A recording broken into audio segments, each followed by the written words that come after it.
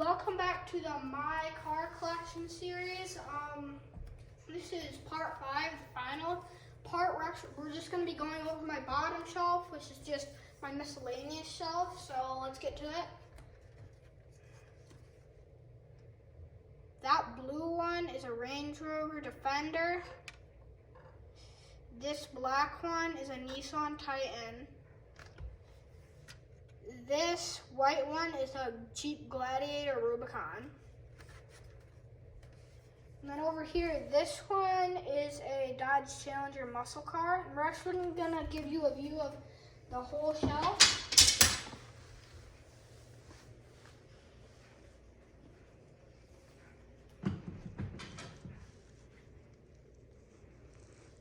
And that's all for this episode, and keep your eyes out for my other series, and that's it. Bye.